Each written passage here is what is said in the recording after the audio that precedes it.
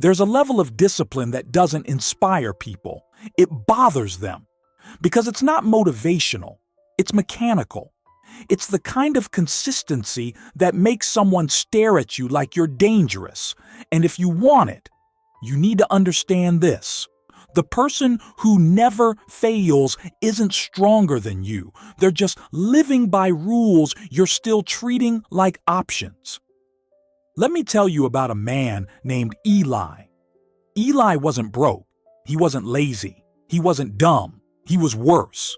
He was a starter. He could start anything. Gym, reading, meditation, business, diet. He could start it all with fire in his eyes.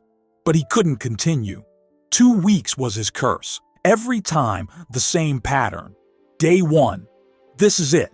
New life. Day 5, I'm tired, but I'm still in. Day 10, I'll adjust it a little. Day 14, I'll restart properly next week. And that next week became a graveyard of unfinished versions of himself. Then one night, Eli was standing in the bathroom staring at his own face. And he finally admitted the truth he'd been dodging for years. He didn't have a motivation problem. He had a negotiation problem.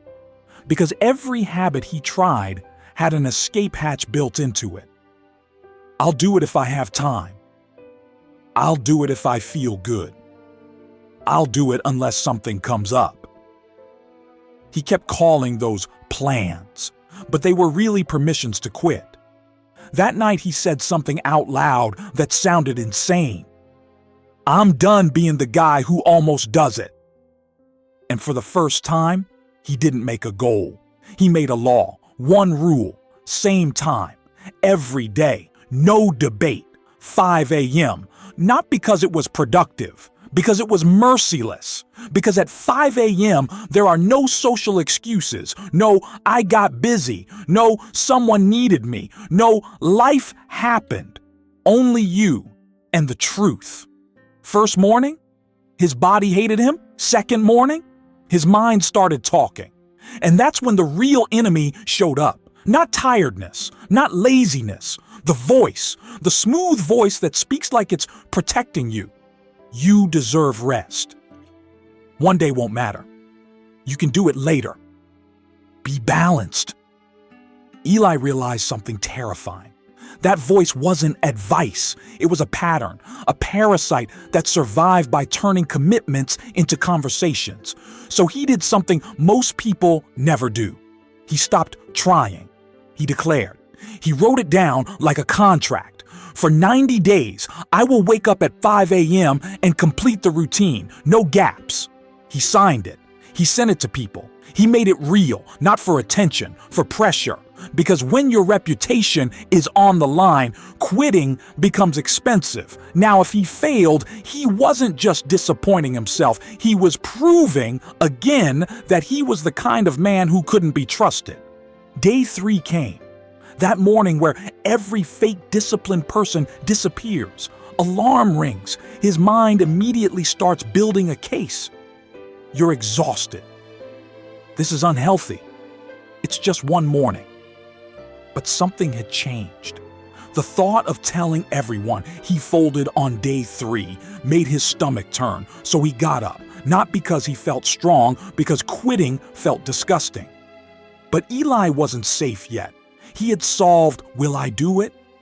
He had not solved the bigger problem. How do I keep it when life attacks? Because life always attacks. And in week 2, life showed up. Bad sleep, stress, a long day, a sick morning.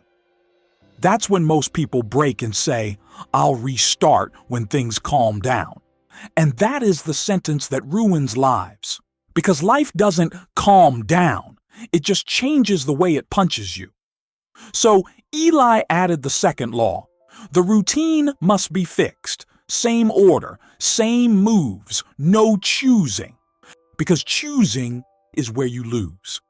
Variety feels smart, but variety is where your brain sneaks negotiation back in. Push-ups or run? Read or meditate? How much today? What do I feel like? Every question is a crack, and every crack becomes a collapse. So he locked it.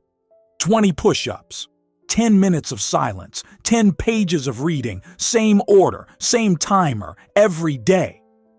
By week 3, his mind went to war. It screamed for freedom. This is boring. You're not a robot. You'll burn out. Switch it up. And that's the moment that separates normal people from monsters.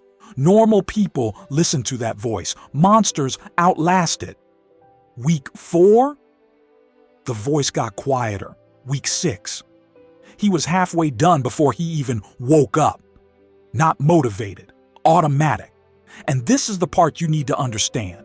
The goal isn't to have willpower forever. The goal is to repeat the same action so many times that willpower becomes irrelevant. Then came the real test. Day 35, he got sick.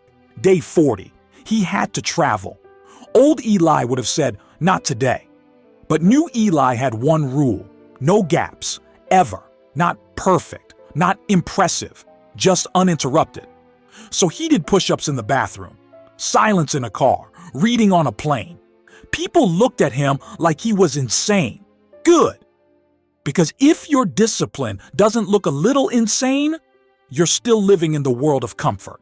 Then he did the final thing that made it unstoppable. He wrote a list called "When Life Tries to Break Me." And next to each obstacle, he wrote the response. If I oversleep, then I do the minimum. If I'm sick, then I do the minimum.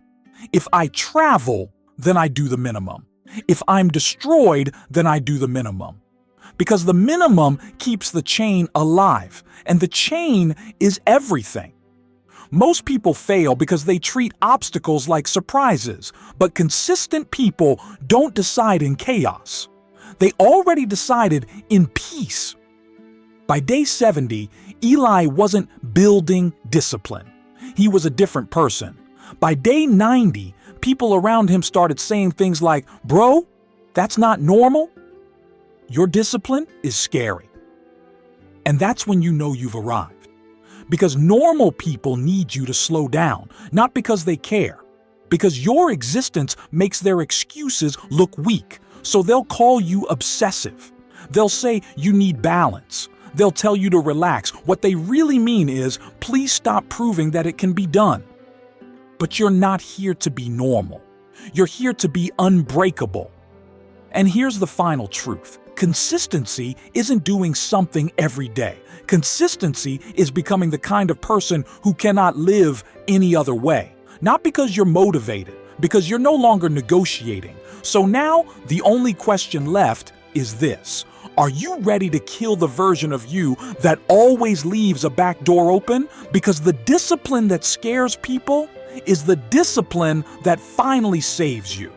If you found value in this, we appreciate your support. Subscribe, and I'll see you in the next one. We're building something consistent here.